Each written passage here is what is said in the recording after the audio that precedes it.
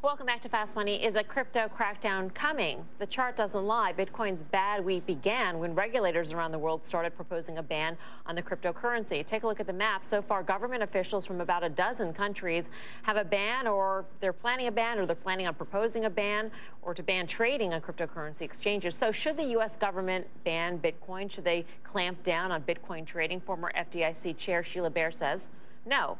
In a Yahoo Finance op-ed, she writes, "This is hardly the first time markets have wildly overpriced assets.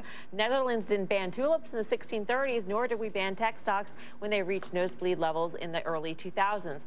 Former FDIC Chair Sheila Bair joins us now. She's also a Paxos board member, a blockchain startup that operates a Bitcoin exchange regulated by the New York Department of Financial Services.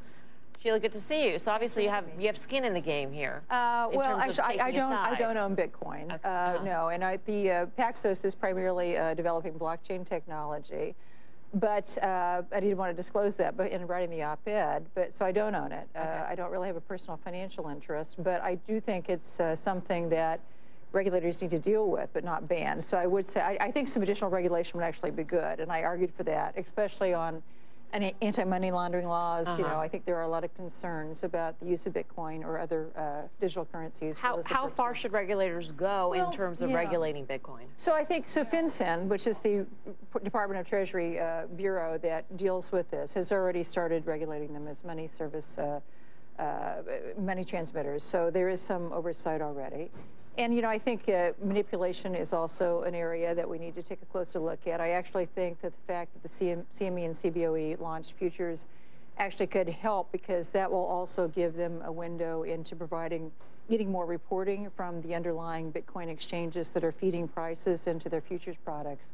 That will give the CFTC a window and some information to make sure there's no manipulation going on. So I think, we don't ban assets. I mean, where does that stop?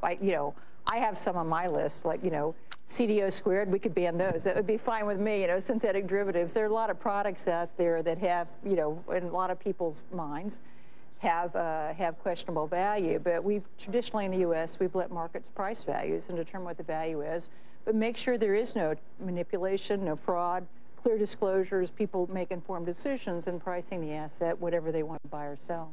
So let me ask you something. You're very familiar with leverage and how it can really work against you. So when we see these new futures products, they have some amount of margin available. Right. What are your thoughts on that? Well, I think leverage is another area ripe for regulation. They set very high margin requirements. It's been so volatile, they may want to up those margin requirements. They may not want to permit leverage. I think, when you're worried about asset bubbles from a regulatory perspective, the first thing you should look at is how much leverage is feeding into the investment demand. So I think that's entirely appropriate. And there again, maybe for the underlying exchanges, we want to look at that.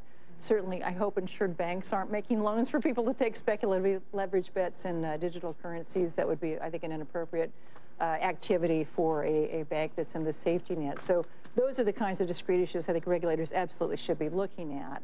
But again, banning it is just not something typically that's done. Okay, so no ban, but I mean, I think that the march towards regulation is almost inevitable in this area in some form. Since you sit on the board of a Bitcoin exchange, I mean, are you confident that there's enough in place to know that prices are not being manipulated, and that, I mean, the drive towards futures, it invites bigger players in who might have the ability to manipulate the underlying price of the commodity? So, there are a lot of different venues for doing this, and I think we're subject to oversight by the DFS. I think the New York DFS has kind of been in the lead on this, and it's been controversial with some, but I think they've done a pretty good job. So I think that's an area providing at least regulated forums, so that investors who want to go to a regulated venue to change Bitcoin have, a meaningfully regulated venue to trade Bitcoin should have that opportunity. Whether you want to acquire it, I don't know. That's probably something to think about. But it's, I think, I worry that people are getting into this because they're seeing the skyrocketing returns, the tremendous increase in value, without really understanding what it is. And that's another reason why I wrote that op-ed, because I think there's a lot of confusion between Bitcoin and blockchain technology, which that's really the ledger, the way that you trace ownership of Bitcoin. And that can be applied to a lot of different assets. And that's the primary business of this board that I serve on, is to try to develop those technologies. But those are two different things. Buying Bitcoin doesn't give you upside into the potential use of blockchain for instance, security settlement or something like that. So people need to understand those differences too. All right. Sheila, great to speak with you. Thank you for coming by. Happy Sheila Bair, former FDIC chair.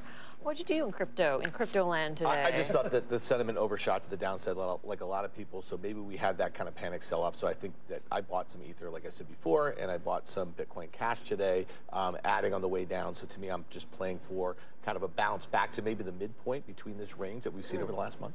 All right, up next, final trades.